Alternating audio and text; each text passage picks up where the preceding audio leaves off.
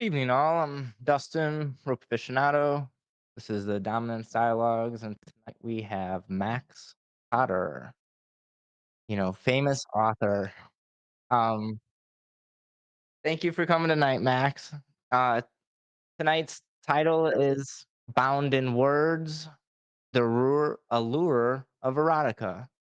So, Max, tell us a little bit about yourself, please.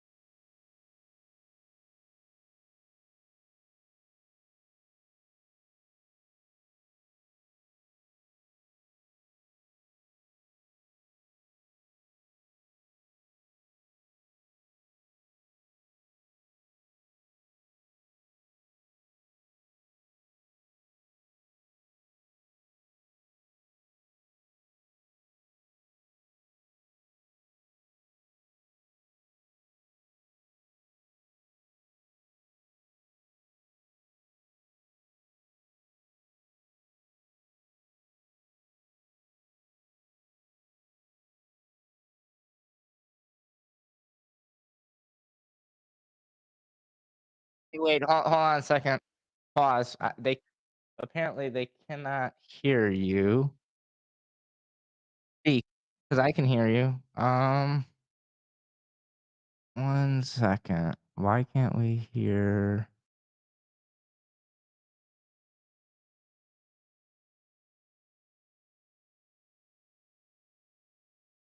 always something?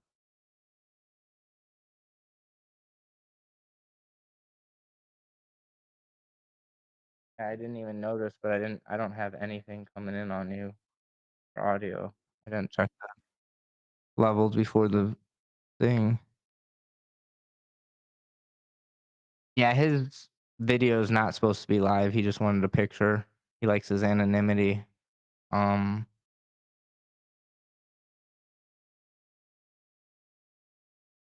1 second. Don't understand why we don't have I can hear you. Alright, try talking again, Max. Nothing.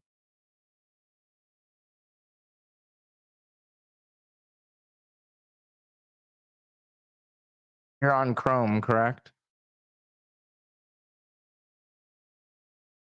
Mm.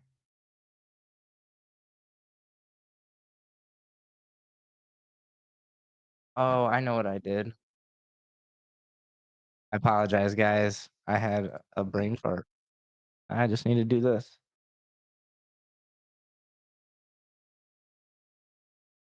No, now it should work. Now it should work? Now you should hear it. They should hear. Yeah, I'm pulling audio into the studio now. I forgot to Okay, paste something in the studio. All right, so okay. let's start Right. over. Yeah, Just this to works for me. confirm, can we hear? Okay, They can thank hear. you. I All actually know right, how to monitor the chat on this. fair. So Max, will you I'm just start with your introduction because that's where. sure. Sure. So I'm Max Potter. I've been in BDSM for quite a while. I primarily what I do is write. I do a lot of erotica, and I've also done a number of articles on a site called kinkfinity.com talking about findom, online submission, consent, and that sort of thing, because that's the parts to me that are us examining what it is we do. I do a whole lot more porn, which is just erotica. It's designed to titillate, and I have a list of stories there. I've got about a dozen of them with tens of thousands of words running. I should have gone looked at the count, and I didn't do that. But there's a number of them that go from, kind of what you would expect, almost romantic, even in a DS sense, to things that are really hardcore and are not to everyone's taste. And certainly, porn is not going to, every porn is not going to be to everyone's taste. they're not even to the taste of all my boys. So, who do have a motivation of liking my stuff. And some of them are like, just not me. Sure. So, as you know, I get into a variety of things like impact and the rest. So this is not something that I'm simply doing from a step or two behind. I don't actually do everything that goes into my stories, but a number of the things are real, including the people in them. Hmm. Is it safe to say that you use, I think the proper name's like a pseudonym for people that are in your stories? Or are Usually, they personal? usually, I do it two different ways.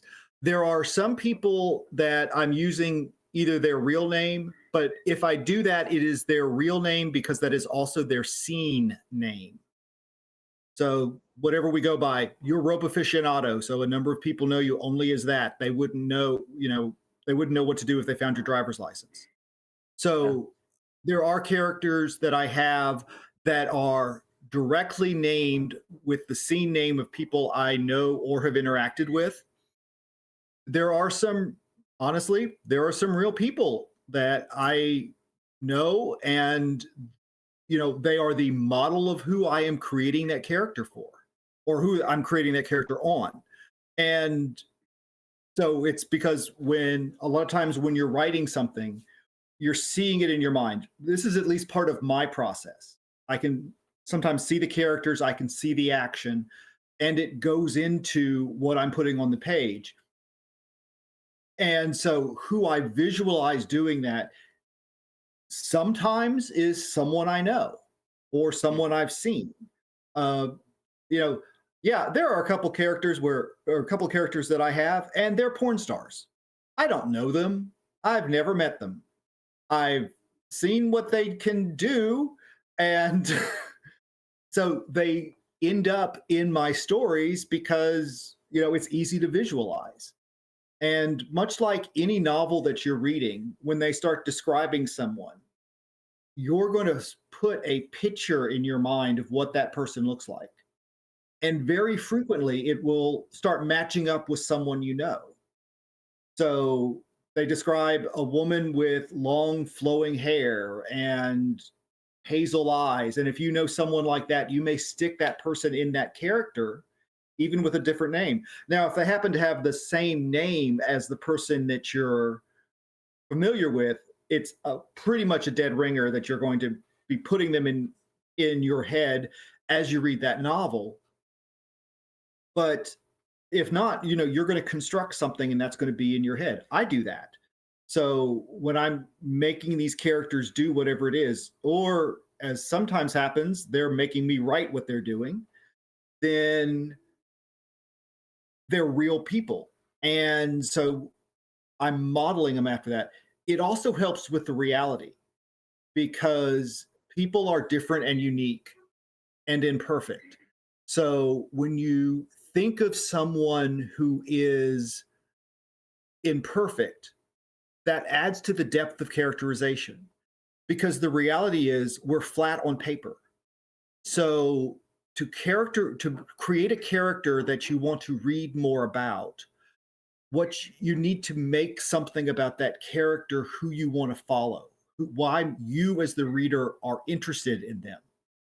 And those imperfections have a tendency of doing that for anyone. Those imperfections could be something like a crooked nose. James Bond in the original Ian Fleming work has a nose that has obviously been broken multiple times. And that makes it, actually, the description of Bond in the novels is unlike the very suave actors who have portrayed him because it is charisma in the books. Women are just attracted to James Bond. You can't do that in a movie. You can't, movies are a visual medium. So people look at them, and in order to have the attraction for the actor on the screen that you have for the character on the page, you change his appearance. And it's one of those, in my opinion, understandable changes between the purity of the novel and what they do for a film. It's necessary to convey the intent. So I'm gonna interject here because I got a couple questions about some of the stuff you said. So first, the thing I would ask, like, just because it's what you've been just talking about, is like using other people as inspiration. Like Mhm. in my head, that instantly it starts to make me think about like ethical Mm. concerns, right? That's Um, understandable. clearly I know you well enough that you wouldn't intentionally reveal someone's identity, but could for our listeners, could where do your ethics lie when it comes to this? And like how do you ensure that you are being respectful of the people that you're using for inspiration, whether they know or whether they don't? Because I mean, I'm not a writer, but I can only fathom trying to create a create multiple characters and complete personalities for each character and how hard that would have to be. I would only imagine that like it's been commonplace that writers use inspiration from real world. Oh yeah. And sometimes the same character's over. I've got at least one character who appears in my mind in more than one story. Um, but as for the ethics, using a real person has 4 or 5 thousand years of literary history. So if you're reading books from the Roman Empire, like the Golden Ass or the Satyricon, there are people who are real who actually existed in Rome contemporary to the settings of those novels. That goes back even further. When you start looking at Sophocles is the birds, Socrates is a character. Socrates is a known philosopher. He is the person who set Western thought onto the course it's on now. He's a character in a literary play called The Birds, and we still watch that play. So using actual people is very well established. And Sophocles was doing that to insult Socrates. And we see that all the time in a variety of different things now, where you have Saturday Night Live or the British version, which I think is hilarious, is Spitting Image, are doing real life characters. They do the royal family, they do the American presidents, they do the Russian presidents, they do everyone as puppets, but they're using real life people and putting them in situations. Saturday Night Live does this constantly. A lot of their a lot of their skits are with real people because that's what makes it funny. So this is Yeah, a and I very understand that, but where do your personal ethics lie with that? I mean, I understand it's commonplace, but where are your ethics with this? so my ethics are twofold. One is if I'm using someone I know or see, because I've used TV characters and movie characters as the framework in my mind. Most cases, they're never going to know, and that's true not just of me, but it's people who write novels, people who write short stories, other people who write porn are all going to put in somebody and use their name or change their name, and it still be them in their mind. And even if they were to read it, they would never be able to pick up that that was them. Sometimes you can. That's a little different. But we're also not talking about revealing things that someone would be expected to know, meaning that there have been a number of revealing novels published throughout history where like the lover of a bunch of politicians has written about it. What was the name of that brothel keeper who did an expose and named a lot of names? And I've never read the book, so I don't remember. Not a But clue. that's revealing things not just that you could see out on the public street, but what they were doing in bed. And that I don't think is ethical. What I'm doing is I'm taking people and revealing what they I, or not revealing what they would do because it's my fantasy, but I'm using what you can see in public. And so For example, it's not illegal to film people out on a public street. So the reason the news crews can go out and be on a busy intersection talking about the weather or the shooting, or they're going to put a new target up or whatever, is because if you're in public, you could be photographed. Now, Sure. the same token, when I visit you, I can't hide a camera in your kitchen and film you because that's Yeah, but I think, inside your like, private. this gets a little bit different, though. I mean, like, it's one thing to take a picture of somebody that you see in the public. It's completely different than writing about them specifically in erotica, right? Well, kind of, but again, we've used these for a great length of time. So if I did one with Ryan Reynolds as the star, then I don't know anything about Ryan Reynolds that you can't find on IMDb or Wikipedia or anything else. So I'm I'm simply using Ryan Reynolds as virtually a sock puppet. I have no idea what he does in bed. I can Yeah, imagine, um, yeah. but or anything else. So what I'm doing is complete fantasy based on someone. So when you see the SNL skit or the spitting image skit, what you're seeing is something that they have no internal knowledge of. It was one of the problems that the Netflix series The Crown got into because they were showing private conversations that the writers invented about public figures to advance the story along.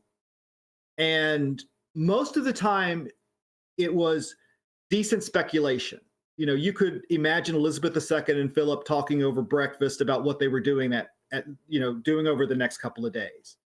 When there was some political intrigue, it got a little more hairy, particularly around the death of Diana. Um, but I'm creating something based on someone that I would have no knowledge that they would ever do or be interested in. So I'm not using really them. I'm using a characterization of them. Sure. So, and again, this is one of those things that is not new. This is millennia old because Yeah. writers have been putting characters in, and in many times, a lot of them have been sexual. The idea of using sexual parody has been used a lot. It's often used by whatever opposition it is to humiliate them, Mm. the So that target. actually, Now, that's, like, kinda goes perfect into my first question that I well, wanna go before you back get into to. that, I'll talk about the other one, and that is the one where I have express permission to use the character or the person. So some of my stories, I've spoken to the people, and I've got a couple of them, Dave's Leather Journal and the Whiteboard, which are done for slave, one of mine and one for someone else, and they're done for them, starring the slaves. They are, in many ways, um, dream fantasies of their life. Um, The Adventures of Slave Sal, is done for my previous editor. So it's his fantasy slave life. He's fully aware of it. He edited it. So, it was a present for him, really. So some of That them makes actually sense. know. Well, so it sounds like the people that are in your personal life that you personally know, you get consent, and then the people that are just in public image, you may use for inspiration. Yeah, I did that with a character. I lifted a Well, character from. before we go more into Okay. character, I wanna go back because there's a juicy thing that we got way away from, and we need to get back to the juicy stuff, right? I Oh appreciate yeah. all the history on literature, but I wanna go back to the juicy stuff. Um, so you said that, like, you kinda wrote a spectrum, from sensual to something that you wouldn't necessarily enact in real life. Um, Completely wouldn't enact. what's that? Completely would not enact. One of my bigger stories is a non-con. So, is do you use writing as a way to maybe get that release or of some things that you may or fantasize about, but you, for ethical or other reasons, don't wanna actually do? Or is there Oh, another 100%. reason that okay. Care to elaborate on that 100 a little bit? Of course. So, I'm going to talk about some of my stories during this because it's easier for me to relate that way. And of course, your viewers can all go in and read every single word because that would be great for me. Okay, I'll try not to over promote myself. But one of my more popular stories is called "I Hate My Master," and it is wrong. It is completely non-consensual. It is a mind control. The gay dom enslaves a completely straight guy and makes him do all sorts of really horrific gay things. They're humiliating. They're terrible. He's in. It's it's terrible. Um, he provides no aftercare. He doesn't care that this guy's falling apart. He doesn't do anything along these lines. And I can get away with it because it's fantasy. It is obviously impossible. There is no way to have that kind of mind control over a person because this is a total mind control like you're programming a computer. And it's like, think you're a dog.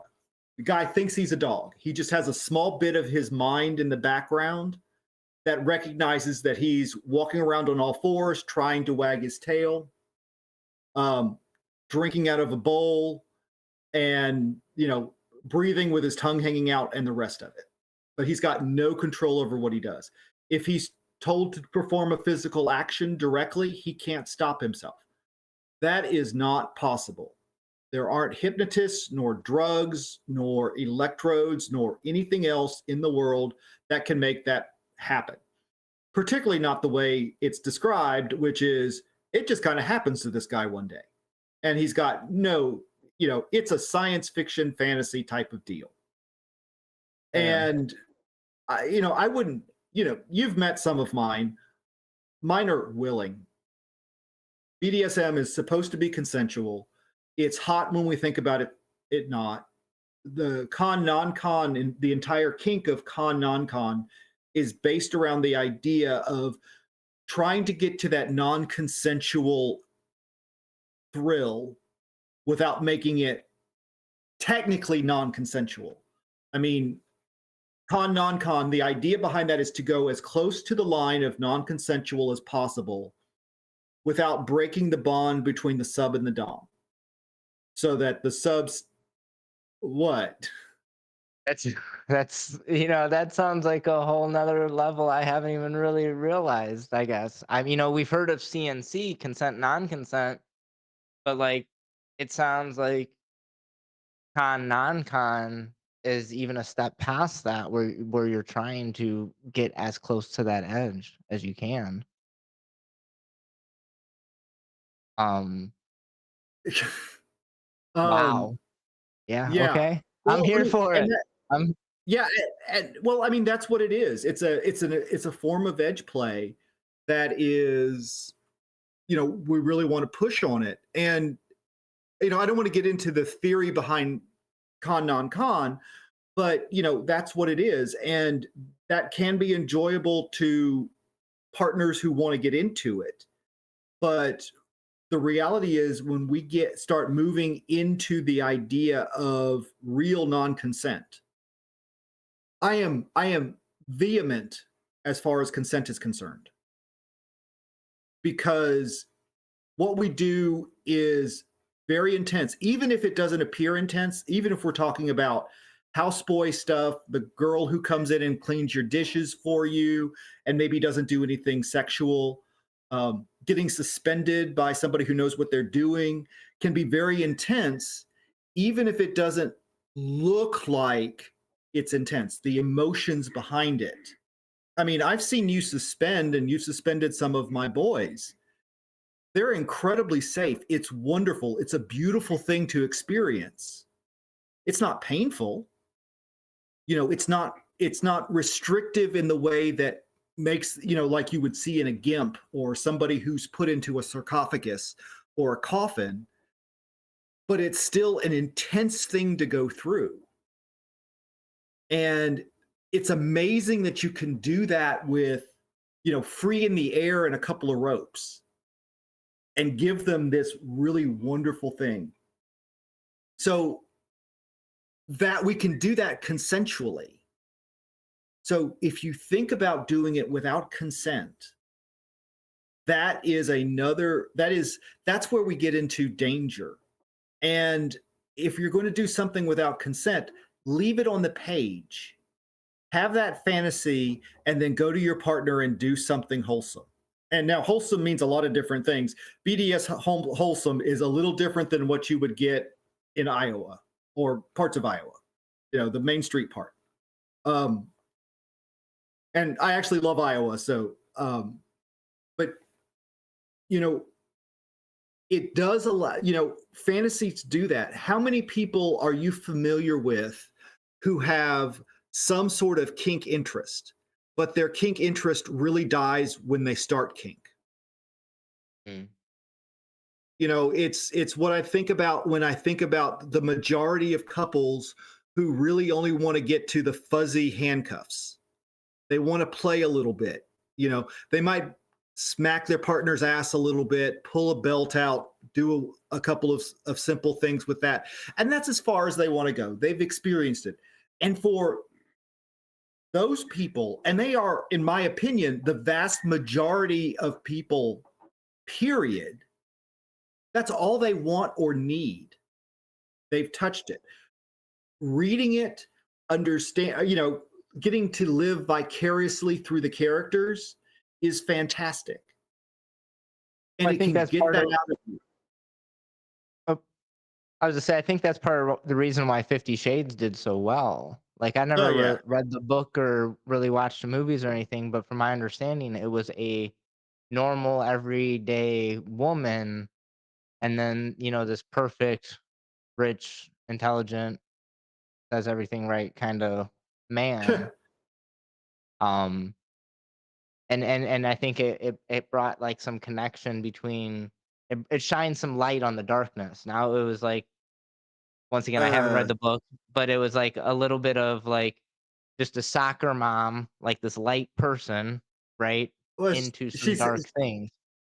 she's actually not a soccer mom. What she is a relatively new graduate from university who begins her her job. And I forget, I read it years and years ago, and she basically stumbles upon a super hot billionaire who's into kink.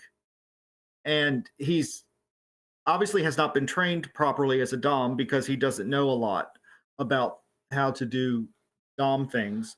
Um, but it's a fantasy. E.L. James apparently is not really versed in kink culture. As a result, she gets a number of things wrong. Honestly, she gets a few things right. But a blind person can stumble in the right direction. But at the same And time, like even you said, some of this writing, it's all entertainment. And I mean, I think it that is. the author or whatever of 50 Shades has gone on the record and said that it was for entertainment. And it is. And one of the things that I do with the characters that I have that are bad DOMs, so it's a bad dynamic. And by that, I mean not one that I would encourage in anyone. And hate is one of them, is that it is unrealistic. There is, at least the way I write it, that's not true of every writer. And I'm not going to say that of every writer. But when I do it, I generally do it in a way that either the the the method is so incredibly wrong that there's no way to implement it. I have a relatively bad master in Slave to a Younger Master. However, that is entirely done by the slave's perspective, and he's constantly telling you how much he loves what's happening to him. So even though he's used and abused, he's saying, I want to do, you can tell that this is what he wants to do, even with the reluctance that slaves sometimes have for specific orders. he's in the state of submission that he wants to be in, and it is extreme submission. I do have one, and I admit I wrote this as a bit of an apology because I had done a number of really bad DOMs, and it was like I want to take out and hurt the characters that I have. So if they were real people, I would want to take them out somewhere, and strongly introduce them to the errors of their ways. Um, and I was feeling a little guilty about that. So I have a story called Taking Down a Bad Master. And one of the things that happens in that is that a handful of DOMs in a undisclosed city, because I there are certain details I almost never give out, partially because I don't come up with them. So they exist in a city that is big enough to have a bunch of DOMs and subs. Go pick whichever one you want. Um, and what happens is this guy has been bringing in a bunch of subs in the worst way, literally.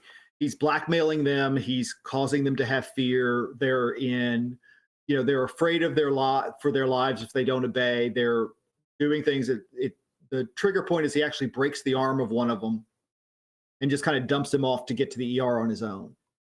And the orthopedist who sees him is a Dom and goes, "Oh, this is a problem. We can't let this continue." So he calls a couple of his Dom friends and says, "This is a problem. If we don't do something about him, the police are going to figure this out, and they're going to come after all of us." Mm. Um, and so Vigilante what they do, justice. and that's what they do. They do some vigilante justice, and they go and they make arrangements to get the Dom out of the house for a while, and in the process chloroform him and take him away.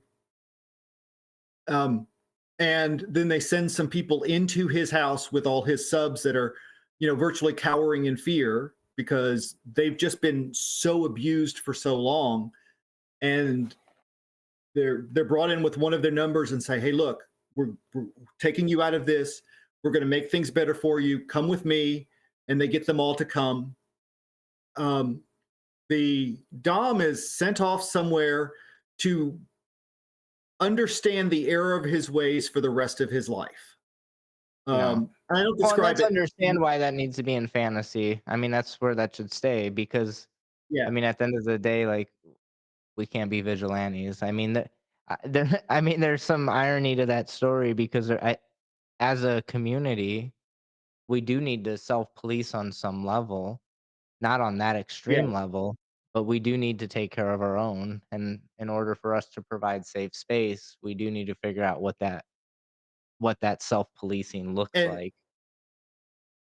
and I don't- we're self-policing is not our topic. You and I have talked about it in the past. I know that's not for this. I came up with what I think is a very clear evidence of why these DOMs took the action they did. So, in the Yeah, and context I of mean, that story, the thing that I was a little amazed at was it got some hot ratings on some of the sites I'm on. So I was like, either they really like the idea behind this, or I did the sex better than I thought I did. well, I think it goes back to, I mean, it's like, why do horror films and serial killer shows and all that stuff do well? Yeah, I think we as humans are just attracted to the ugly, right? yeah, So often, and to some level, the uglier it is, the worse it is, the more unethical, more illegal, the more entertaining it is. And I'm sure, at least one or two D types have probably genuinely fantasized about some bad person in their community that was gonna do X, Y, Z, and they fantasize about that, and then now there's some assimilation or commonplace when somebody else is writing about it.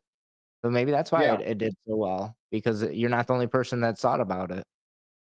yeah.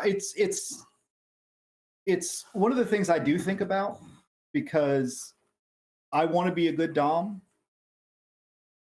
and I I am exposed to a number of people I don't think even want to be a good dom. They just want to be a dom, or what they think of as a dom. It's hard to quantify that metric. Like, what Entirely. is what is good? I mean, there's some very overarching things that I think a lot of people would agree on, but I don't know what the definition of good dom is. I mean, That because it varies so far and wide.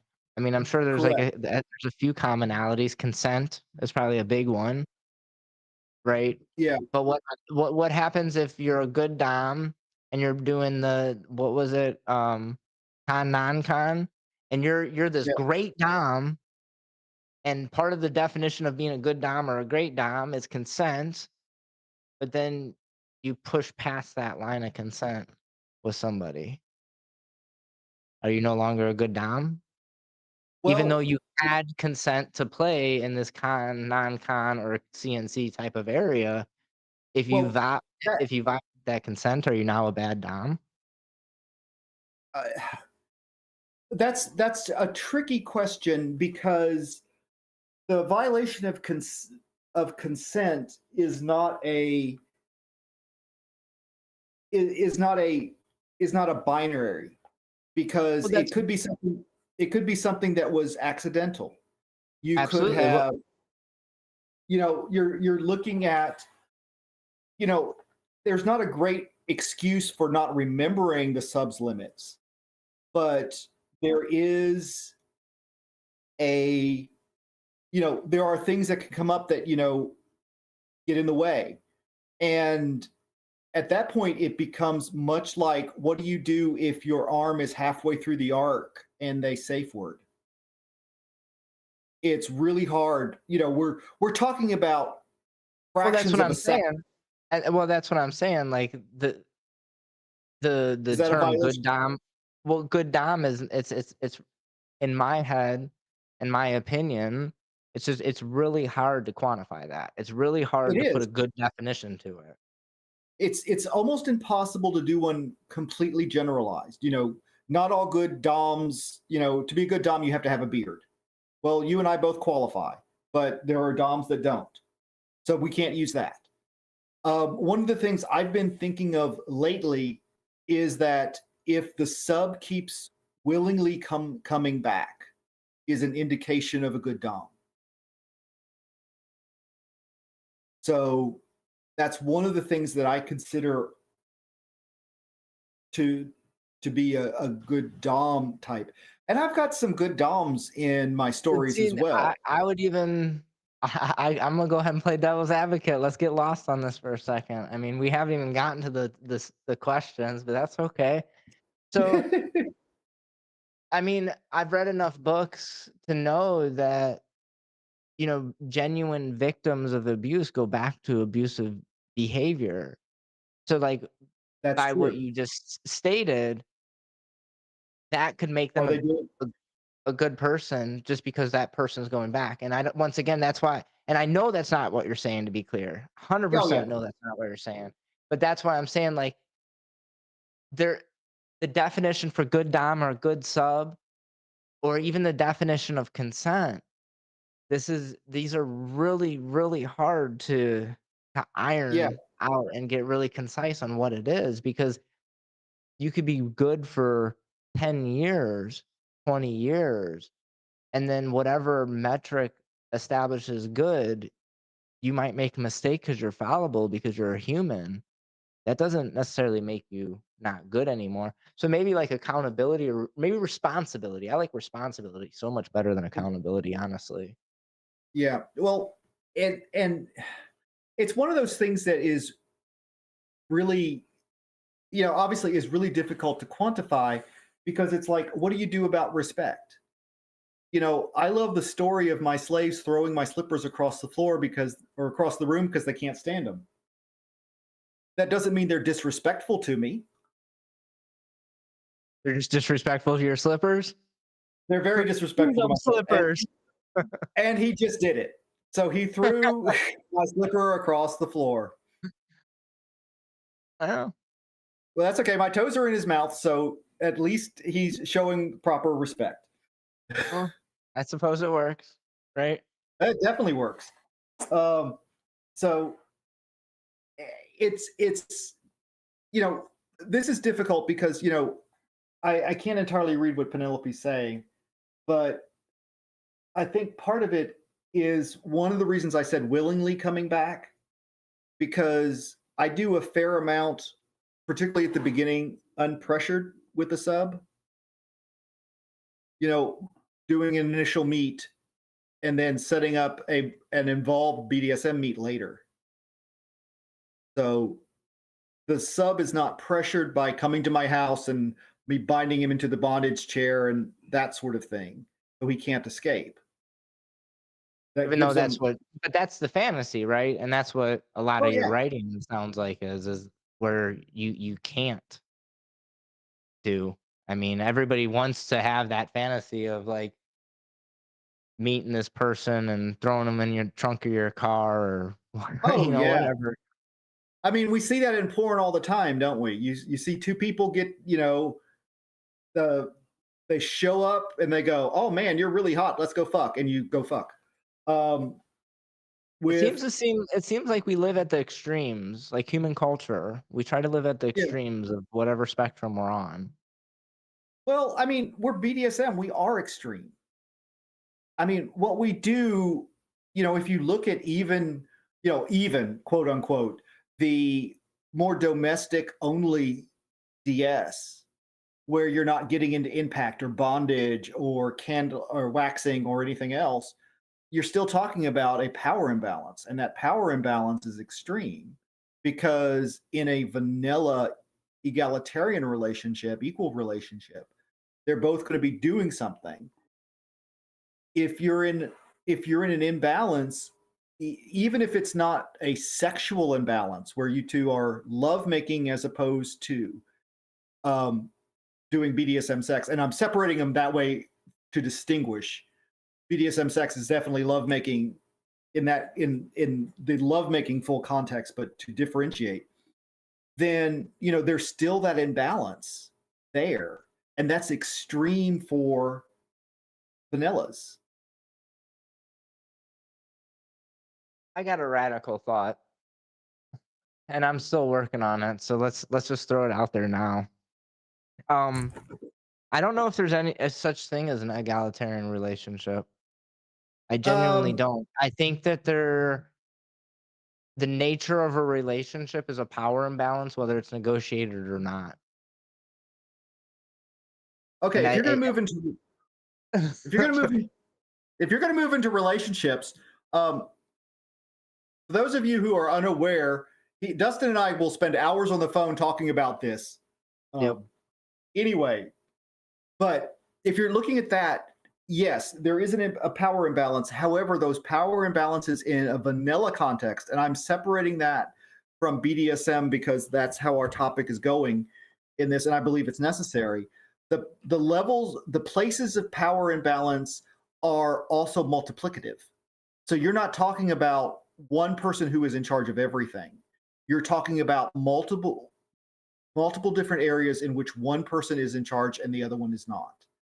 Um, in fact, when you start getting into what I consider, notice I'm saying I consider to be an abusive vanilla relationship where you have one or the other partner consistently trying to get their own way, that relationship has a tendency of degrading very rapidly because there is no concern or interest in the other. Um, Well, we keep that can be it can be very positive in a DS relationship, but the contention that I have with the DS relationship is the fiduciary duty of the sub is transferred to the dom, at least on a responsibility level, so the dom has to be looking out for what is best for the sub as the sub is serving him. mm. So I think we need to get on track Wow, this is all just great conversation. We're almost, 50 minutes in and we haven't even asked a single question. And I spent some time writing the questions, so I'd like to get to them. But we're gonna just Okay. go to wherever we go, and I'm actually gonna start at the end because I think it's like the perfect segue based off of some of the conversation that we were having prior to the relationship conversation. And the question is, what do you think drives the human fascination with the darker aspects of fantasy? But actually, I'm gonna pause 1 second because I do see that there are um, comments from Penelope, and one that's really worth reading. And I like this. They say, "I, but I, well, responsibility or accountability is close, but I think ownerships of actions slash decisions better describes what's needed." And I Uh, can agree with that statement, but I don't wanna get lost in that, so let's go back to the question, and I'll So, ask it well, again. before you do, I'm gonna respond to Penelope and say that I think that's how I see that when I talk about fiduciary duty. So, in to me, in a DS relationship, the sub has surrendered a number of decisions and the ability to make those decisions. But what and the Dom takes that on. I don't But wanna the get lost Dom, back into that. Like, yeah, but the we agree that that's a yeah, valid statement, ownership of actions and decisions. So, yeah. the question is, what do you think drives the human fascination with the darker aspects of fantasy? Well, I mean, humans have always been fascinated with the unknown, and one of the things that and the forbidden. So one of the things that we know is, 50 Shades was a great example of the vanillas wanting to touch kink, but from a distance.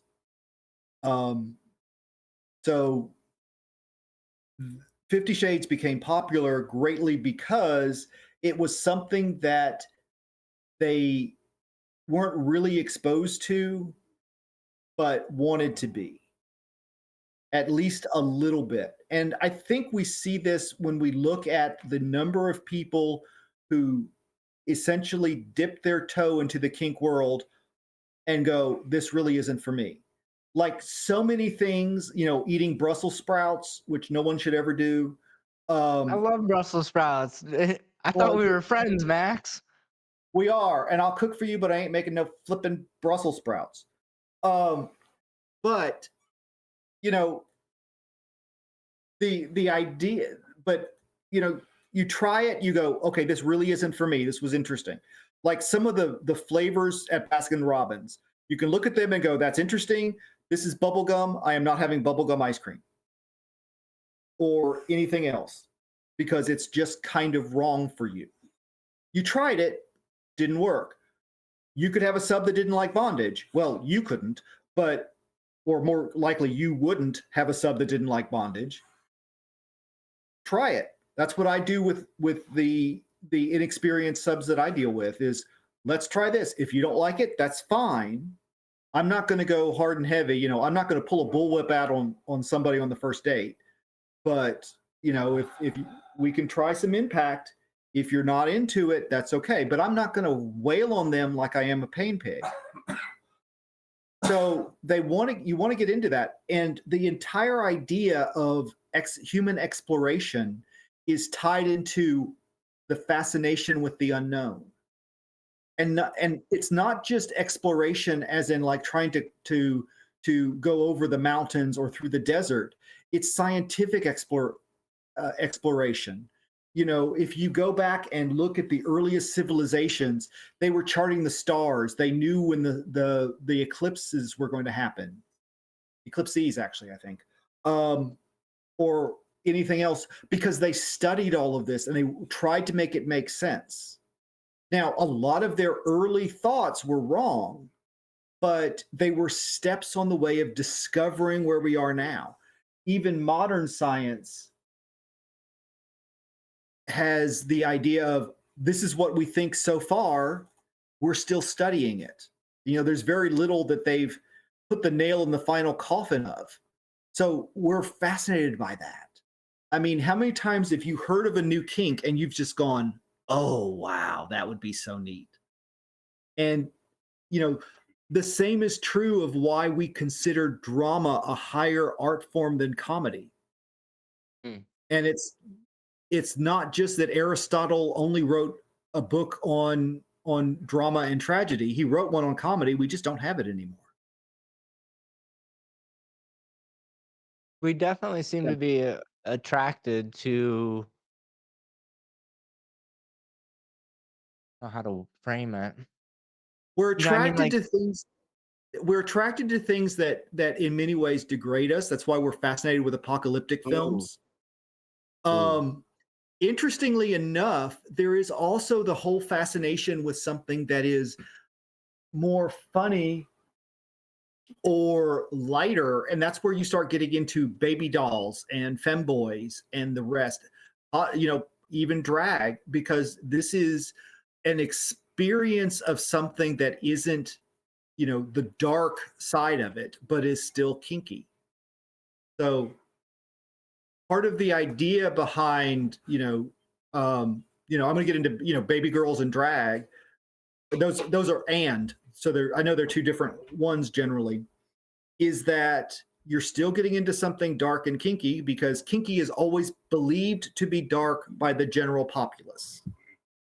And most kinksters at least verbalize themselves with a form of darkness, even if that's not the way they really see it.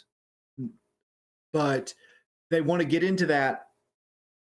And so they call it dark. But when you start moving into drag, particularly when you start getting into the fantastic drag, Priscilla, Queen of the Desert, you're looking at these, what are really amazing costumes and very flamboyant. Um, Baby girls, or the baby dolls more than baby girls are, very, young skewing, granted, at least in the way that they dress and everything. Um, but you're getting into something very light. They're supposed to get into K-pop and bubblegum and what is it? The Meow Kitty, My Kitty, whatever the white Hello thing with Kitty. the ears. Yeah, Hello Hello Kitty. That's Kitty. it. I'm a dude. I don't know that. Okay. Hey, I'm a dude, but I'm a daddy, so I know what Hello Kitty is, alright? Yeah, you ain't my daddy. I get it. I don't think Hello Kitty goes as into, your flavor of being a daddy, though. No, it doesn't either. There are things I can do with it and have. Um, but we get into this because we find it fascinating. Something that's light. We're not fascinated by as we have a different fascinations with stories that we can see, because if we walk out in our front yard during the day, we can see everything. It's clear. It's understandable. We know where the leaves are, where the squirrels are running, where the rabbits are eating our plants, because they were doing that to me today. Um, when it's dark, we can't see what's out there. You've been here. You've heard the coyotes around my house. Maybe you haven't, but yeah, those are coyotes out there. Um, it becomes scary. It becomes dark. I mean, you take a boy out there and you stake him out in the daylight, and he's dealing with the heat and everything. You do it at night, and he's got this feeling of isolation and dread. Even though he knows you're watching him, he can't see you through the windows, and it's I think that amazing. you hit on a really important word there. Like, the difference between day and night is day is fear, fear of being seen, and night is dread of maybe not being seen or what's seeing you or what's watching you or what's out there, right? In Well, my the head, dread is the anticipation of the unknown. yeah, and that's very much what dread is. Well, dread is known or unknown, because you can dread known consequences. But when you're I think that kids, you think about the you fear known consequences. I say don't what?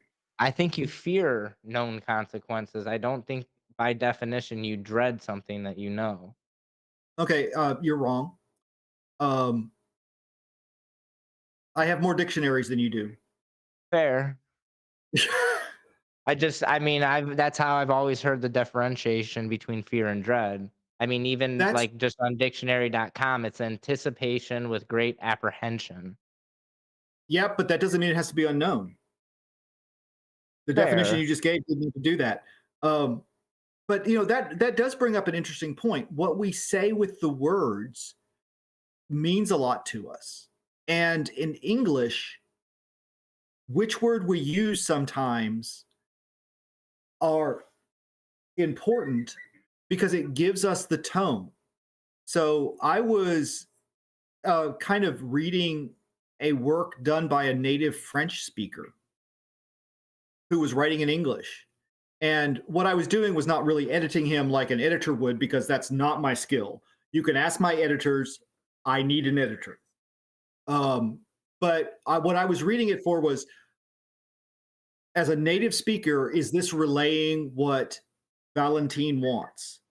And in in his Royal Prisoner storyline, which is available on nifty.org, um, which is it's a post-apocalyptic gay romance with BDSM features. Um, and there's a general, because there's a war going on and everything, and they've captured the prince of the opposing side, and the general and the prince start fucking. Um, it's actually incredibly well done. But at one point, he's got the general pouting, and I come back and go, generals do not pout. This guy is running one of the largest armies in what's left of the world. He's not going to pout in front of anybody. And the word was absolutely correct, but I what think was wrong. we're getting a little lost on like what the question was though. Okay, you're going to get into darkness, yeah. So we're fascinated by that because it's not there. We don't know what it is. We want to go and explore it. So the fascination, I think, comes from our need for exploration. I like that. I like that. That's worded very well. Sometimes I I can do words. I th- I th- I've read a lot about, a lot of purpose is problem solving, solution, Yeah. obtaining. It's fun to get stuff. It's not fun to have stuff type of thing. Well, think about it. Don't you agree? What's more fun, the chase or the capturing? The chase, absolutely. Yeah. 100%. And And we that's want to where chase. like I really keep thinking about that. Like I said, it's fun to get stuff. It's not fun to have stuff. Yeah, and we So, do. And I think it's also tied into our desire to win, because we all want to win somehow. What that what that competition is changes for different people. For men, it's very, and I'm being stereotypical here, not universal, is, you know, more women, more subs, whatever, having them being more devoted to us. As DOMs, we want our subs to be very devoted. If you're a suspension DOM, you want to have really great suspension and have people go, oh my God, that's beautiful. Look at what you did with that. And you want people to admire it. When you're going toe to toe and having a dick measuring contest with somebody, you want to be the one that comes out on top. If you're an MMA fighter, you want to be the guy who wins in the octagon. Is that what it is? I don't watch MMA. I'm talking about too much stuff I don't know. Whatever it is. For ladies, it could be a variety of different things. And I am out of my depth here, so no one gets to yell at me for getting it wrong. But, they want things like, look at what my husband or partner gave me, um, look at this ring, look at this fur coat, look at whatever, he took me to Cozumel. Those things, when they can go back and say, I win the woman contest of what my partner did for me. With subs, it can be, look at how devoted I am to my master. Look at mm, what I do for them. Because we've both heard subs talk about that. And yeah. so you want that. And for humanity looking at darkness, it's, I can overcome that. When you're faced with something difficult, do you want to surrender to it, or do you want to conquer it? Depends on And the person. humanity, yeah, well, but we're looking at it differently. You and I look at it from DOMs. We want to conquer the subs. We want to conquer the outside. We want to conquer all of this other sort of stuff. What a sub often conquers is their reluctance to submit. And where it's not where we would be doing it, you and I personally, it is what they do, and it is how their world is set up because they are different people. And so that's why I said what the competition is going to change based on the person. So a sub may need to conquer and win over themselves or some other things to do the submission that is their goal.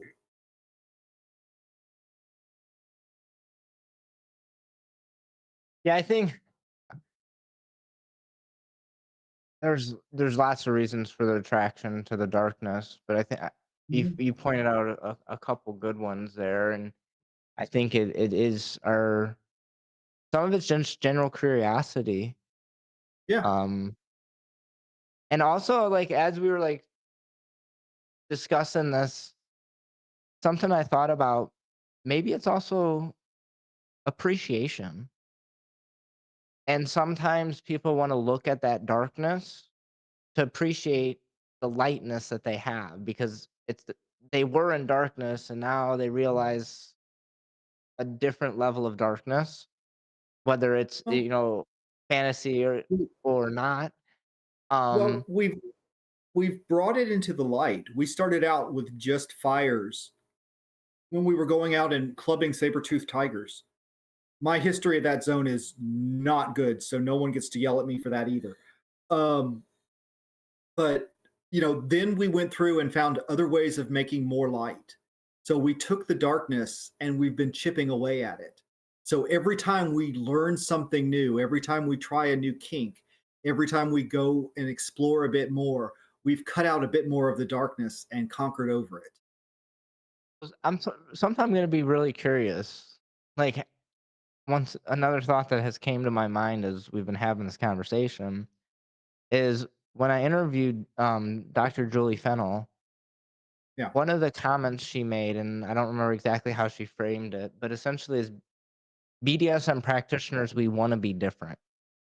And the Yeah. more accepting, like because of 50 Shades, this, that, or the other, well, then we want to be a little bit different. So, you know, as the light comes down the rabbit hole of BDSM and we're no longer in that darkness where we want to be by choice, we're just I'm wondering what's the trajectory of like seasoned BDSM practitioners as mainstream society shines more and more light on our darkness because Ouch. it, That's I Yeah, well, you and I have talked about this. I'm not sure that the overwhelming acceptance of BDSM to a generalized society is the best idea.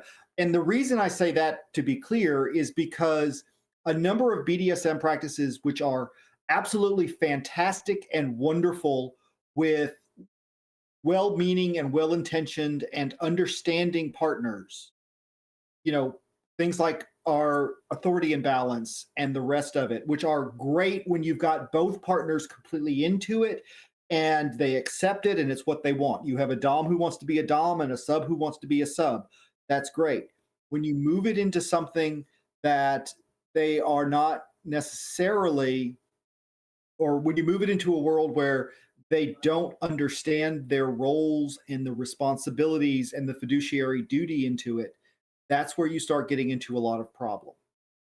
And generalization, general socialization of BDSM brings in the idea of, oh, I can just take this belt and hit my partner with it because that's kinky. Well, what if your partner doesn't want to be hit? You know enough to know that, you know, waking, waking your sub up and they realize that you've tied them to the bed would be super hot for a sub. For a vanilla person who wasn't necessarily expecting it, it's a kidnapping. sounds like a good So Friday night if you ask me. Well, yeah, but you're a rope dom. Yeah. And who would you be in bed with on a Friday night? A rope sub. Somebody that yeah, Okay. somebody that clearly knows I like rope. Right. And that's the difference. Your partner waking up like that would go, oh, this is a scene. I can deal with it. A vanilla person waking up to that because because you're moving in and you don't know all of the aspects of what you need to do. You don't know the requirements to do BDSM. You've just read a little bit about the fun bits. That's where the problem comes in. Because think about the idea of the fantasy dom. The fantasy dom is what I mean by I just get to give orders. I get to get my dick sucked anytime I want. I snap my fingers and someone does my laundry. Somebody brings me food. Somebody drops $1,000 into my bank account. I don't have to worry about anything. That's not the way doming a guy or a girl works. You there, yeah, they could do a lot of those things for you. They could do all of those on the same day, sometimes multiple times, which is great. But as their dom, there are things that you've got to take care of with them. And how many people who have only read the little bit of the fun fantasy don't know about the responsibility? So we got a question um that says, "Why fear the light? I don't understand why tendencies being brought to the forefront would have any effect on the feelings and the practices." Um, Mhm. if we're Well, talking about let me get this what real quick. I just got a short, quick answer, and I think that my quick answer is going to be that a core part of what I think BDSM and BDSM practitioners is to be different, to rebel against societal norms. So as these things become more normalized, we're gonna wanna rebel against them because that's just in the nature of our personalities, or at least some of us. Um, well that's my personal opinion. Max? and I'm going to say that the reason I fear the light, and I'm not cowering in a corner because I don't do that.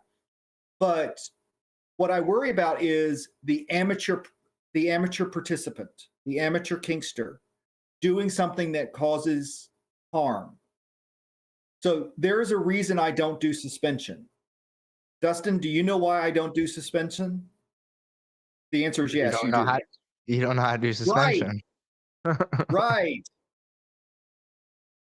I don't And know how to it's do my it. knowledge you don't have the desire to do suspension either.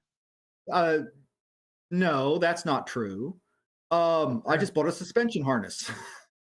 Well, I mean, like, rope suspension, you don't have the desire to learn rope suspension.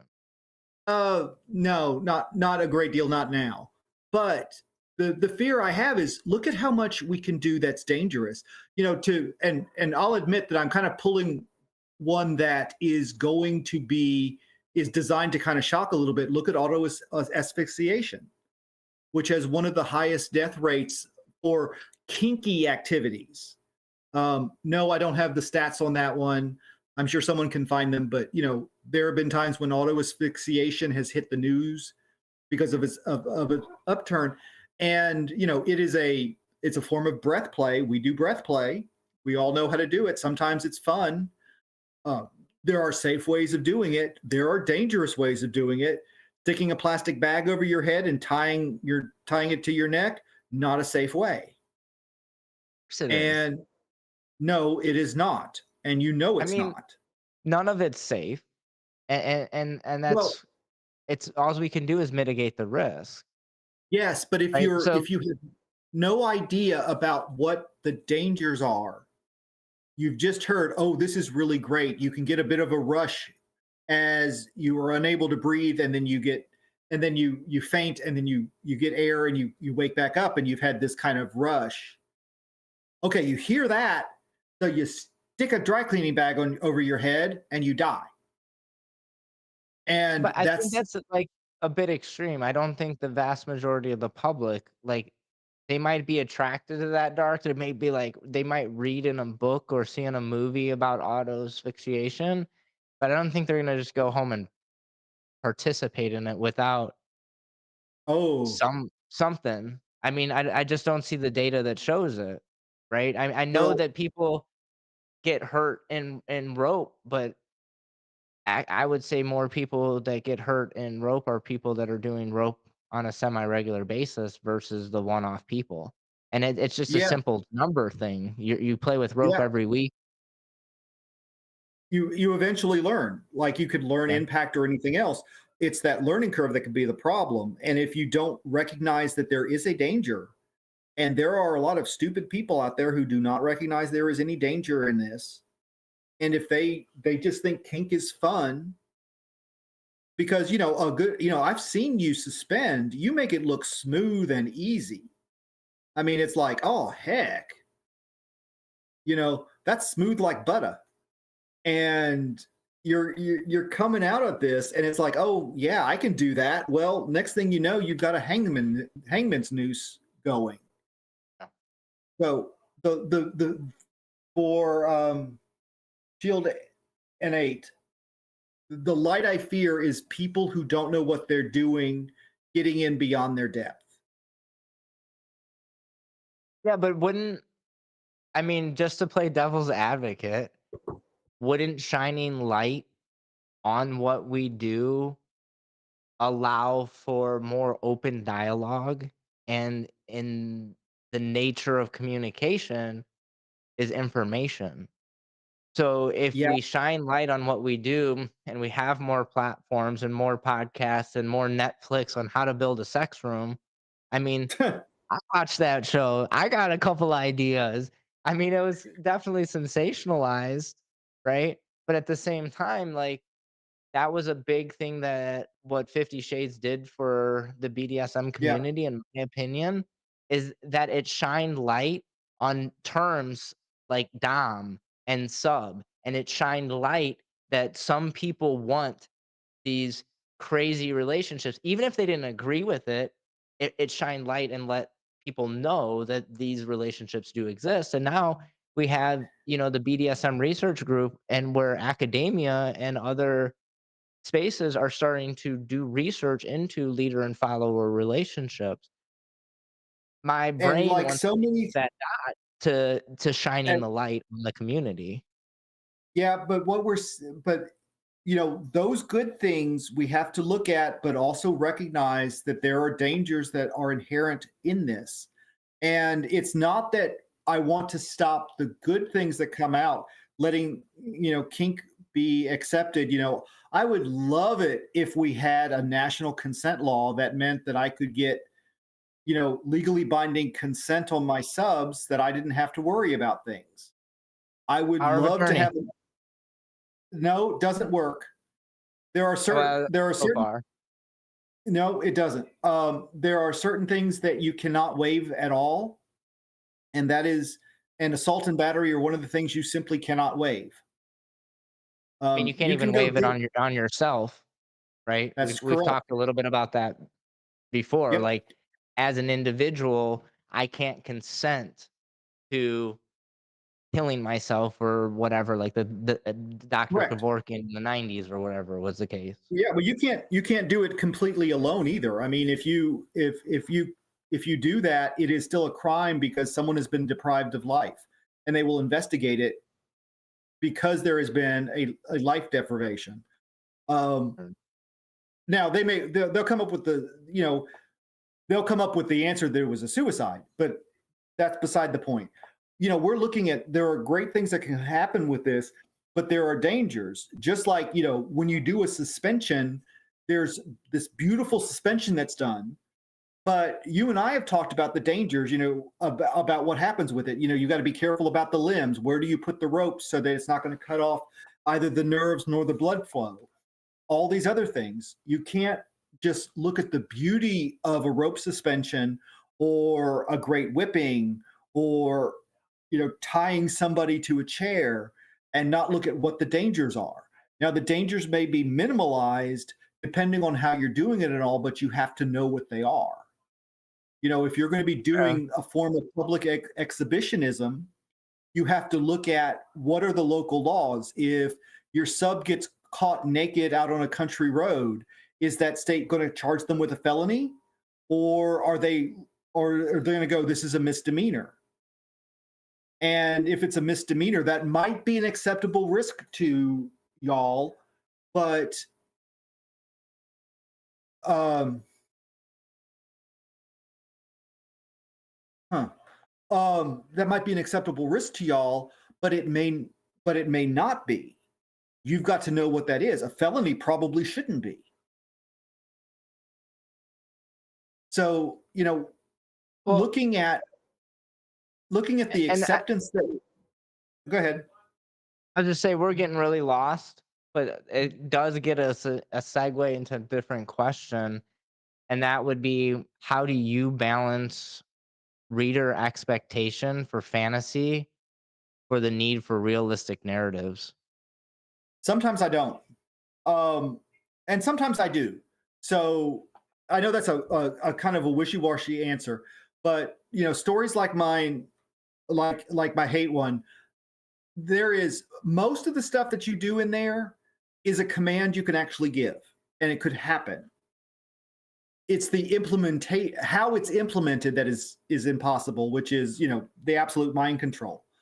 There are others where it's completely real. One of my stories, Dominating a Neighbor, is I did in part as my Dom philosophy in story form. And it is incredibly realistic because the Dom is caring and concerned, but still wants to be served in a particular way. And so there are other things where we go in and we look at, or when I write, I look at, how possible is this? Is this something that could be done if it was ordered? You know, here, you know, lift up, roll over a bit so your ass is up front. And I'm going to plant a flower in it. And you're just going to stay there like a planter for a while. You can do that. It's physically possible. It's not comfortable, but it's possible. So the order can be obeyed. I do have one. It's my only, so far, my only non-authoritarian or BDSM one, and it's called Sex in the Magic Lamp. And it is literally a guy finds a magic lamp, rubs it, and there's a genie. And he does all sorts of things, wishing for, I want a hot cowboy, bang, hot cowboy, and they go fuck. I want a hot surfer dude, bang, hot surfer dude, they go fuck. There's no plot. And it is completely unrealistic, but oh my God, the idea of a genie that snaps their fingers and you get whatever partner you want for right then, or partners, or group, or more, is kind of great. So it really kind of depends on what you're going into. It's like watching a TV series. If you're watching something like Law and Order, you're going to expect to see something that would be realistic, that the crimes are something that could happen, that the way they prosecute it, the way they find the way they find the perpetrator, and all of that stuff is realistic. It's designed to be a realistic police procedural. If you watch I Dream of Jeannie, you're expecting to see Barbara Eden doink her head with that blonde cover or that blonde top knot. So it really depends on what sort of expectations you set on your story when you begin. Um, So it sounds and like you focus more on the fantasy versus stuff that's realistic. um, a lot of times, yeah. And that, a lot, if you think about it, that's what this is. This is a form of escapism. Porn is a form of escapism.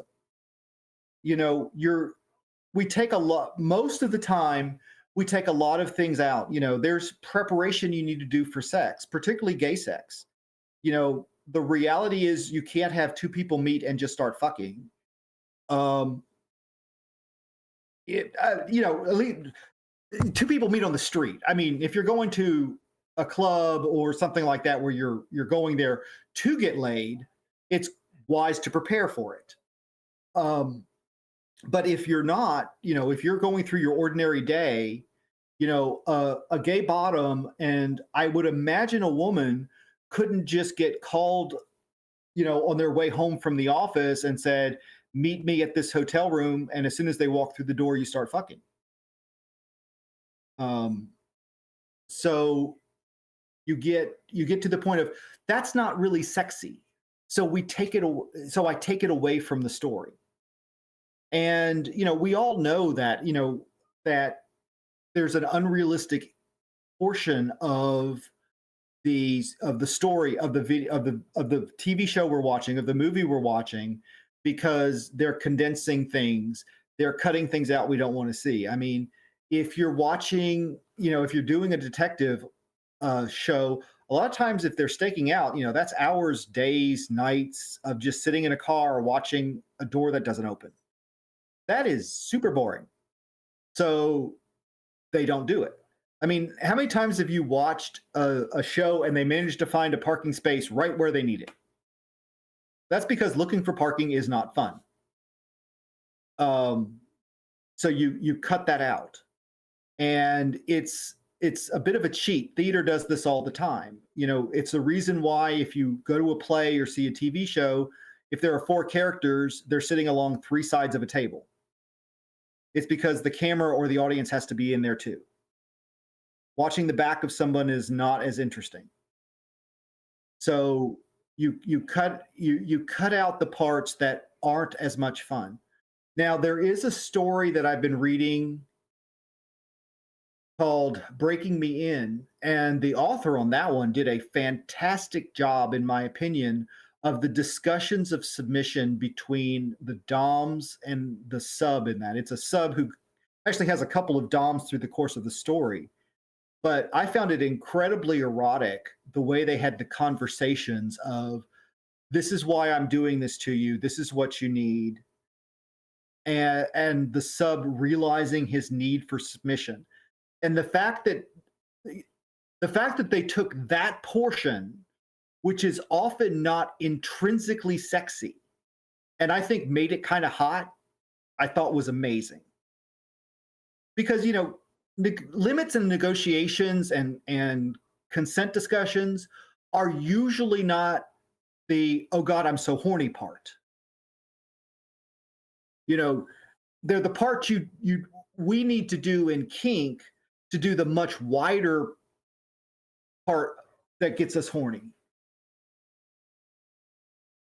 And they're very necessary, but they're just not the part that gets our dicks hard or us otherwise aroused. Fair. Well, I think that kind of leads us into one of our other questions, and we've touched on a lot of the topics about power dynamics. So, what do you think are the psychological satisfaction that your readers find in exploring themes of power dynamics through literature? And more specifically, like the extreme power dynamics, the power dynamics that we couldn't ethically or realistically get into, like your example of mind control. Well, I think that there's a portion of that as much as we may fantasize about it, we never want to do it. You may look at the people who skydive and go, that looks really great, but you would never want to skydive. I mean, you personally might, knowing you. I don't think I want to. But you look at that and you go, this is kind of fun, it's kind of sexy. I want to read about it, I want to get titillated, but I don't really want to do it. And if you have a well-written story, you can get into that, you can feel it. When you're in there's in what is the second person narrative, which is kind of rare, is when the reader is also the narrator. You walk into a room, you put on a tangerine shirt, you get ready for your podcast, you know, and it works sometimes and doesn't work sometimes. But it does allow the person to get into this whole idea and they can live it even if it's not something they really want to do. And so they get that fulfillment, they get that itch scratched for them. um So yeah, it's like doing non-con or a lot of other things. It's that bit of a fantasy that lets them feel it. When we go and do a number of things like if you go someplace and you do a little bit of panning for gold or you know picking tobacco or anything else, it may not be something you want to do constantly, but it gives you a little bit of an exposure to it, and as a result you felt it, that's been satisfied. So you can do the more extreme things without doing the more extreme things. And honestly, a lot of people, when you start looking at some, now I've never done this as a story, and I certainly have not done it in real life, where you've done the oubliette and you stick the slave down there and he stays in there for weeks, and you just feed him through a hole or whatever. That is a fantasy for a number of subs, male subs at least, and they want to get into that. How many of them would actually want to be in there for a week or two or be able to Mm. withstand it is a different story. But it is a valid fantasy, um, difficult to implement.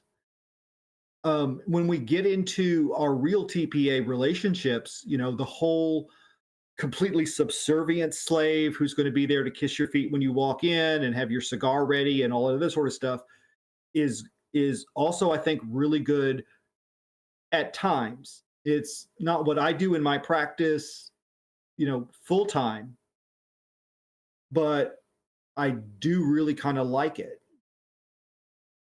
Um, so Well, it um, sounds like it's a good outlet for you personally to explore some of that darker stuff that you couldn't yeah. necessarily explore in real life. Well, and I wouldn't want to trying to be a responsible dom.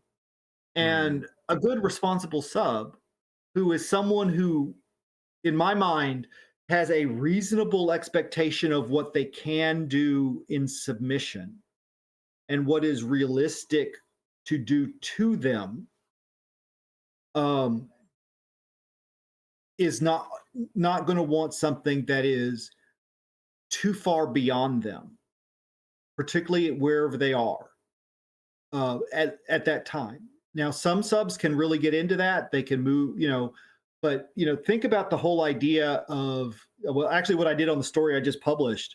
Guy meets a dom. Dom meets a sub on the street and moves him in, does a TPE in less than 3 hours. That ain't going to happen, you know. And it's not a wise thing to happen. Great in great in fantasy, because I'm taking away, the way I set the sub up was, he was completely open and willing to it. The dom is the perfect match for him. It's exactly who he needs. This is it's like, all these romance movies, they meet and what is it I'm seeing now? Oh yeah, so many of them are stalker flicks because the guy just won't let the woman go, because we know the script writer knows they're perfect for each other. The character doesn't know that yet. So it's essentially a stalking film. Um, I incidentally don't personally believe that, but that is an interpretation, and there's a valid logic behind it. Sure. So, we do that in here because it allows that escape. It allows us to experience and feel it. And it is a form of endorphin release, like being suspended, like being bound, like being encased, that we want to experience. It can be incredibly freeing for some people. I do it with words, and think about what words do to our subs. If you've got one bound up and they're hooded, and you stand behind them and start whispering into their ears that they can't see anything, that they can only hear your voice, that they can't move, what do those words do to that sub while they're lost in their own thoughts with only your voice to guide them? That's funny that you brought that up because there's actually a question in the chat and it asks, who would be your dream voice actor to read any your audiobooks? Oh gosh, I don't know. I've never thought of that. But let it um, marinate for a second. Let it marinate, and let's get to our last question for the night. oh, okay. And Yeah, and because we we're went never going to ex talk again, are we? no, yeah, right. And we, like, went completely out of order, but at the same time, like, this is exactly what one of the goals I want for this podcast to be, is to be very conversational, and this was Yeah. very, very conversational. Um, Oh, that's a none surprise. We've never had a conversation before. Yeah, not one. Nonetheless, so I'm curious, what inspired you to explore writing erotica? Oh man, I just had these ideas of what I wanted to do that in some ways I couldn't implement. And I had been reading some and I was like, so much of this is almost formulaic. And it's one of the things I dislike in porn when I read it. In novels, in shows and movies, anything, if it's just so formulaic that you're sitting here going, you get bored. I want to try something new and unique. I want to see what is possible. What would be a good idea if I were not constrained necessarily by, when you're writing, you can plan the reactions. Yeah. If I surprise a sub in a story with something, I can decide that they think this is the best thing since sliced bread. And that's marvelous. Doesn't always happen. And I had these ideas out and I went, this would be great. And you know, and so I just kind of went, this is the way I feel this should go. And it worked. I mean, I really enjoyed doing it. I got additional ideas of, some things I would never do. Because honestly, they're dangerous. Some of the things I put in my stories are legit dangerous. They're legit tricky. They're not something I suggest, but I get to control the world. Mm, So I have one where they send the slave up to wank off on top of a billboard, by the or by a road. That is 100% illegal. That is public exhibitionism. It is not legal. Um, I, however, knew that there weren't going to be cops coming by. I know that because it's my world. I got mm, to invent it. yeah. So it was completely safe. We can do that with anything. We can do that with anything. And that's exciting. And I put it out and I got some people writing back. And this is the thing that, really does it, particularly for writers like me. I'm not publishing on Amazon or anywhere else. I put these out because I enjoy writing them. I honestly do. I wouldn't take the time I do to do this and put what is some time and effort in if I didn't. But when I get a note back that says, "Oh, this was really great. I wish I were that slave. I want to be a dom like that." That's a brilliant idea. I've got to do that to them. And all of that has happened to me. I've met some of my subs as a result of my writing.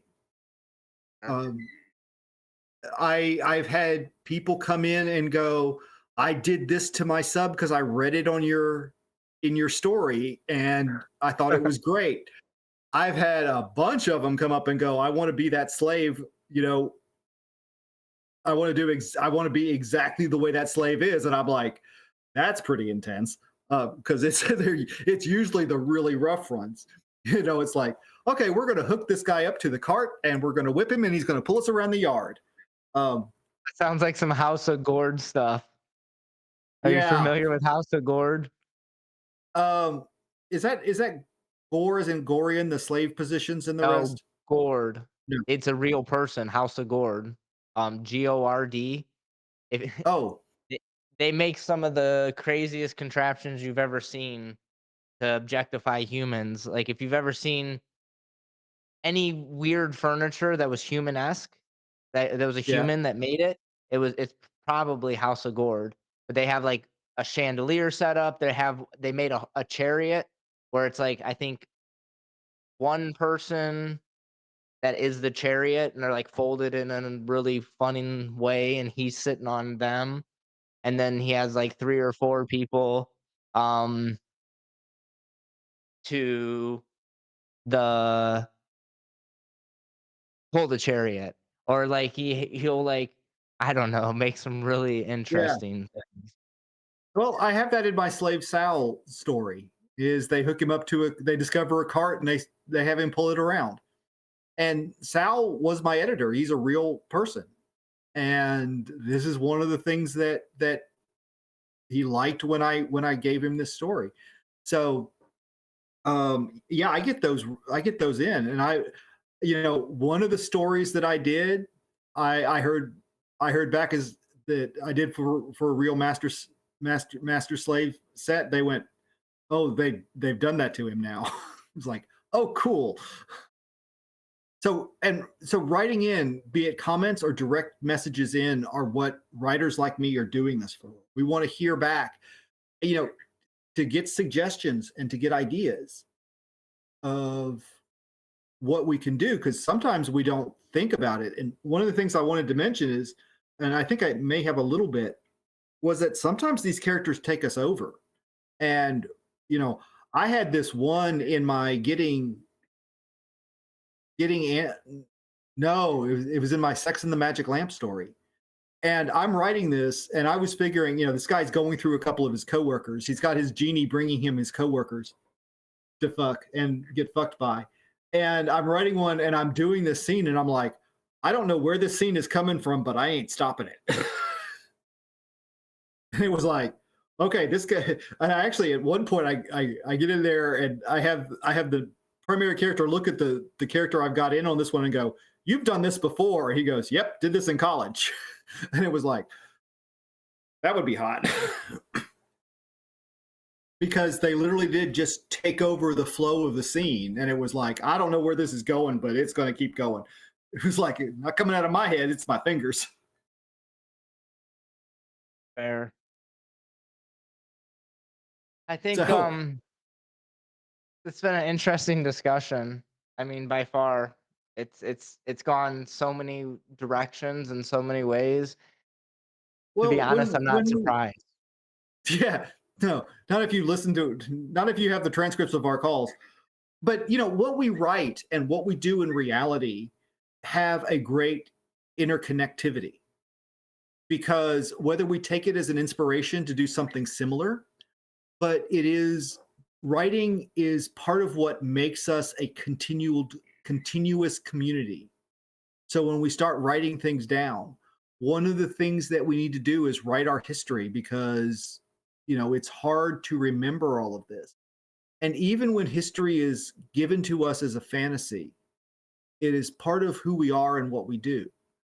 I think a great number of people are introduced through writing to kink, be it something like 50 Shades, or, just searching for erotica on the internet and finding something and going, this is interesting. And then hopefully finding some examples of better DOMs in it, um, in how this is supposed to legitimately work. But I don't think Because that, I mean, based off a lot of our discussion, though, I don't know if we're gonna see good DOMs in literature, because it doesn't seem like that's what we wanna see. It doesn't seem like that's what we wanna read. We wanna read about the stuff that we're not supposed to do, and that's not well good DOMs. well we do have good DOMs in literature. I have, a couple of the DOMs I have are, I think, really good DOMs.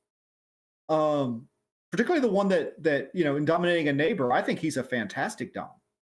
And oddly enough, I wrote that from a Dom's perspective, because most porn is done from a sub perspective by far.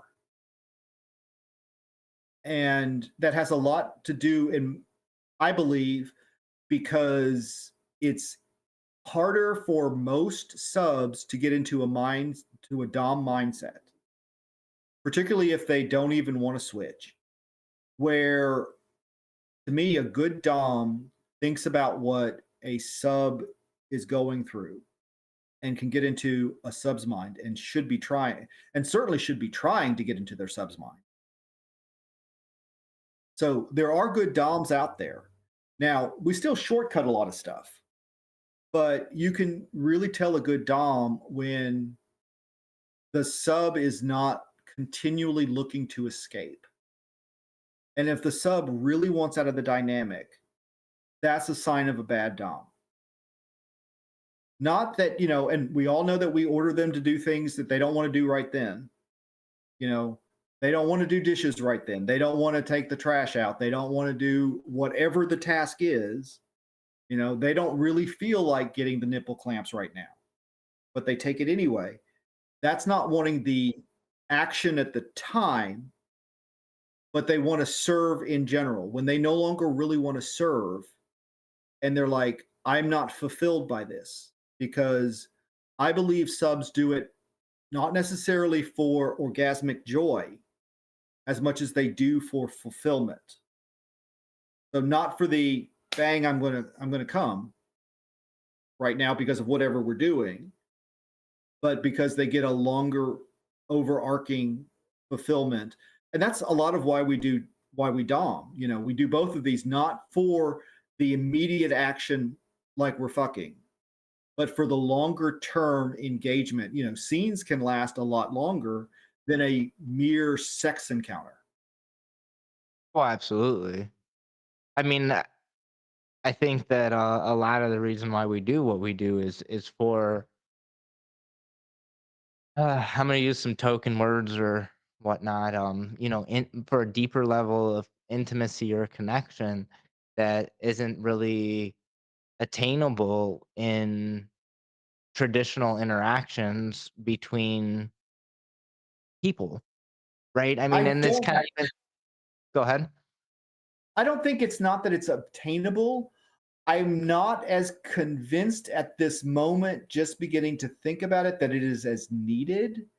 And I don't believe it is as examined in a vanilla pairing as by necessity it needs to be in a BDSM one. Because in a pure vanilla pairing, you don't need to talk about limits. You don't need to talk about safe words. Yeah. You don't need to have a concern about the But activity you causing. don't. I mean, you should. Maybe not necessarily like I mean, let's replace these words like limits. Let's have personal boundaries. Well, they have personal boundaries, but think about the difference here.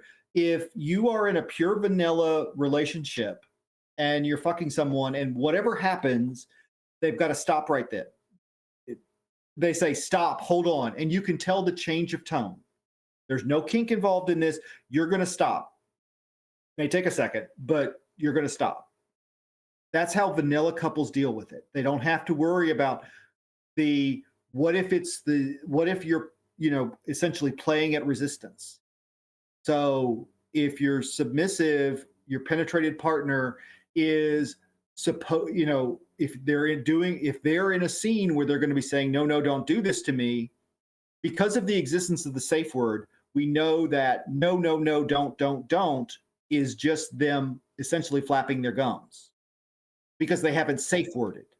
Yeah, yeah. Where in a regular environment, you get a couple of kids in college in the back alley, and all of a sudden she's going, whoa, whoa, hold on, stop. That is a stop. We're not continuing right now. Yep. So I they have don't they a don't have I used to joke it was like it's not it, it's it's no don't stop, right? Like that's right. Yeah. consent. Is no don't It's stop, right? it's really tricky when you start getting into not I'm leaving the law out of this and looking just at consent. It's really trickier in the vanilla world because you haven't established a when I say this I am serious, period. I'm not just pushing out words. So the idea of a safe word, I think, is fantastic because it allows resistance. It allows the boy you're impacting to scream out and yell and writhe while you're beating them. But until they say red or whatever your established safe word is, you can continue because they're still consenting to it. Yeah. No, I mean I guess like what I'm getting at is like in BDSM and in our world, communication is part of what makes what we do ethical. Um, and I feel, let me just speak my personal experience in non BDSM relationships is they lack that communication because it's like we have all these cool words like limits and safe Yeah. words and roles and responsibilities and authority and all these cool words, right? That we get to define the various aspects of our relationship. And for me, prior to being strictly into BDSM relationships, I'll just throw myself completely under the bus under every one of the wheels. I would meet a girl, I would get interested in said girl. I would go on 3.2 dates with said girl. At some point, I would sleep with this girl. After somewhere around 7 or 9 dates, we would wonder what the hell we were doing, and then next thing you know, one of us put us as the boyfriend or girlfriend on social media, and Yeah. we fell into this relationship. And that is, I mean, completely almost to the T, a lot of my experience prior to BDSM. It was just like, oh, I meet someone, I like someone, they like me, we talk a little bit.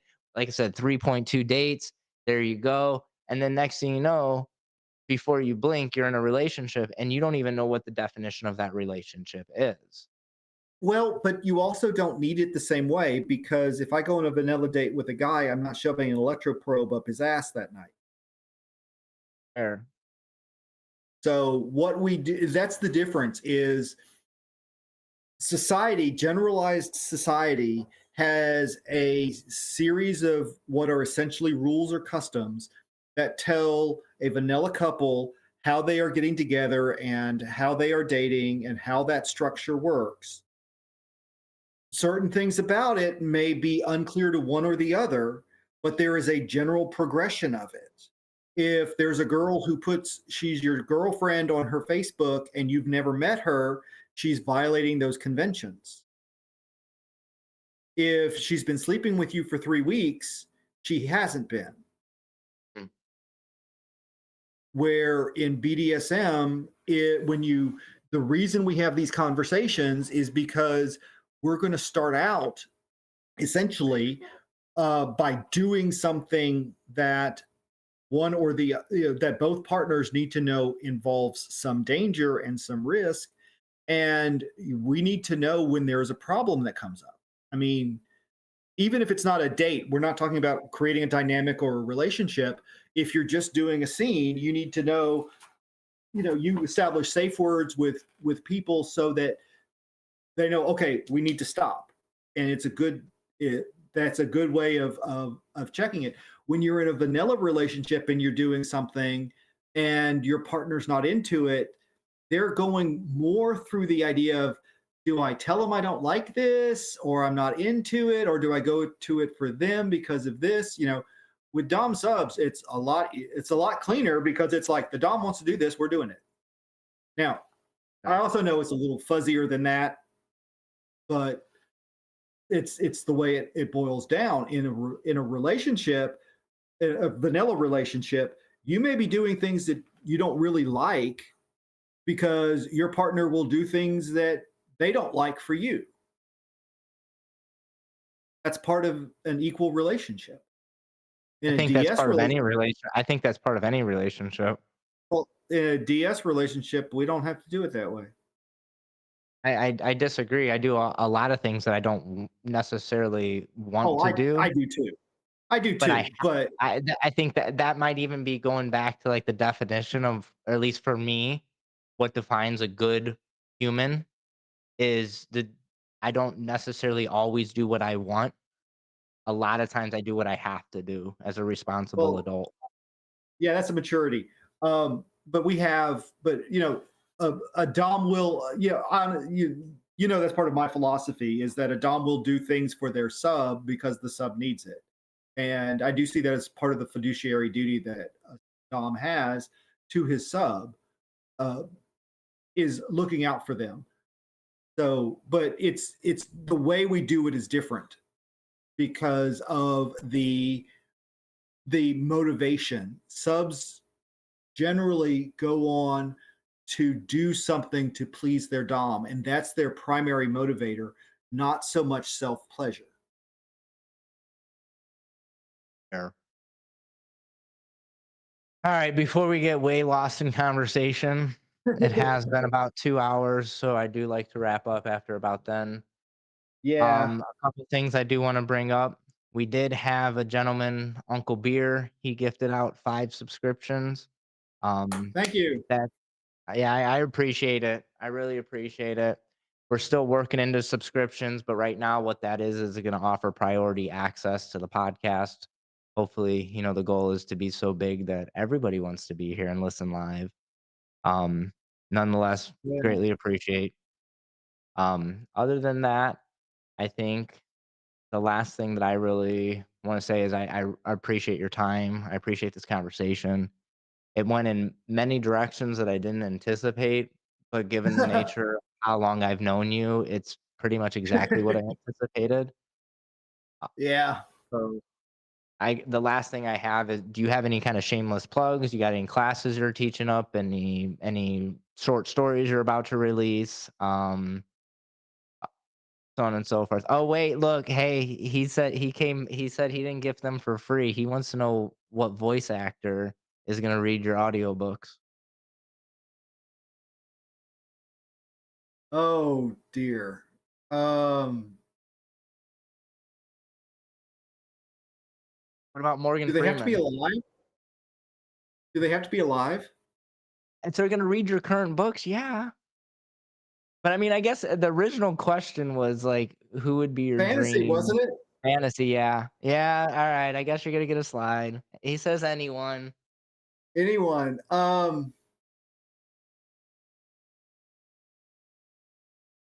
Oh boy, this is not easy. I Vincent Price would actually be kind of interesting in a number of these. You know who Vincent Price is? I believe Um, I'm familiar with him, yes. so would Brian Blessed. Brian Blessed, I could see doing some of the voices that uh, I do out. I'm gonna actually think maybe Ryan Reynolds, Okay. um, because I think he's actually got a kind of sexy voice. Yeah, okay. And oddly enough, all of my stories, I I think there's only a handful of sentences ever said by a woman.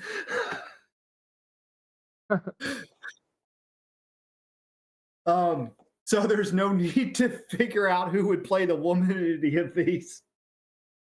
Fair. For anybody who hasn't figured it out, I do gay porn.